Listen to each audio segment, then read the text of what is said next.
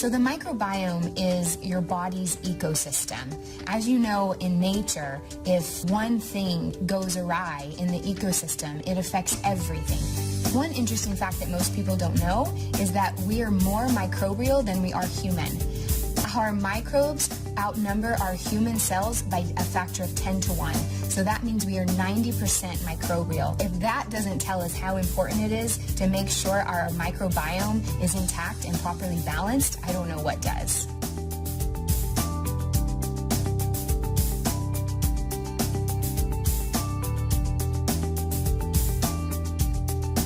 The interesting thing is that our paradigm around medicine for the last 70 years is that we should kill anything that is a pathogenic threat.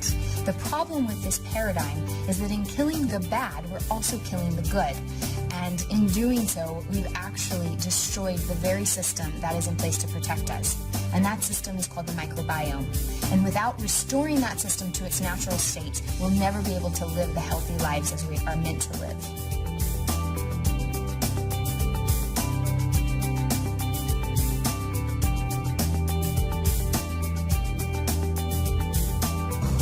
Challenges is that probiotics have to get through the stomach acids and enzymes into the intestinal tract alive to have their effect.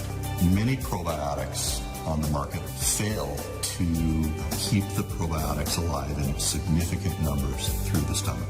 There is a substantial number of probiotics that are on the market today that are not effective. And unfortunately, that's because a large percentage of probiotics are manufactured in capsules.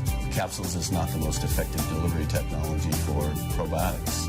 And the reason that is because probiotic powder is hygroscopic. It's freeze-dried. It's lyophilized. They're fermented in a nice warm atmosphere. They want to get back to where they were fermented from. Just like babies are born in a nice warm womb, they prefer to be there, and they're exposed to the air when they're born and they cry.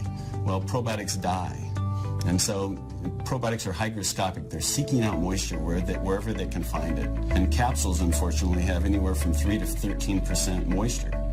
And so the probiotic powder inside the capsule will literally start wicking the moisture away from the capsule shell and start killing the probiotics inside that capsule.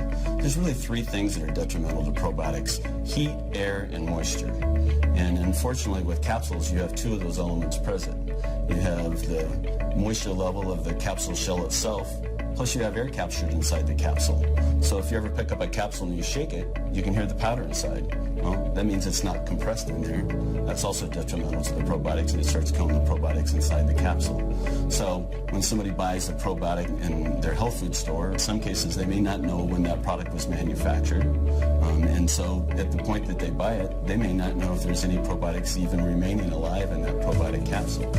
And if there is, once that capsule breaches in the stomach acid, less than 4% of those organisms are going to survive to actually reach the intestinal tract alive. You have some probiotic products that are in powders. There's no protection for the probiotic organisms if you take it in a powder form, so it's immediately attacked by the stomach acids. And also now you see some probiotics that are in liquid form. So the likelihood of that surviving through the stomach acids is very slim.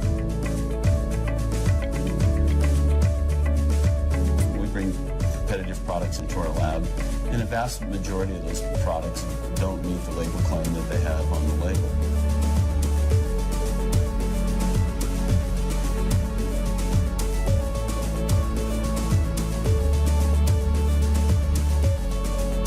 Biotract technology is a step forward in probiotic supplementation that allow a higher percentage of the organisms to get through the stomach acids into the intestinal tract and then release them in a controlled manner throughout the intestinal tract.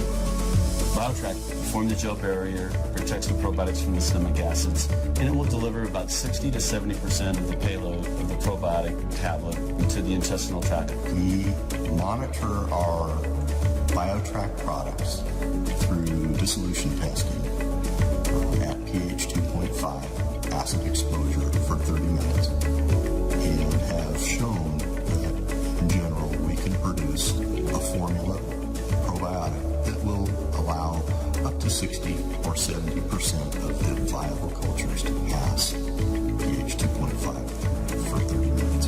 unprotected cultures, such as cultures in plain capsules, might only allow 4% of their viable product through the stomach.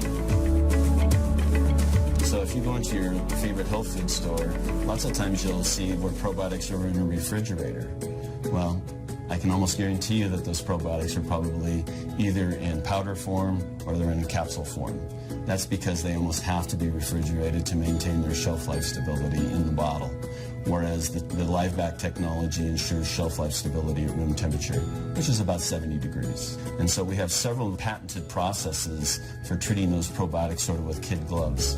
They're very sensitive probiotics, and so we treat them very gently.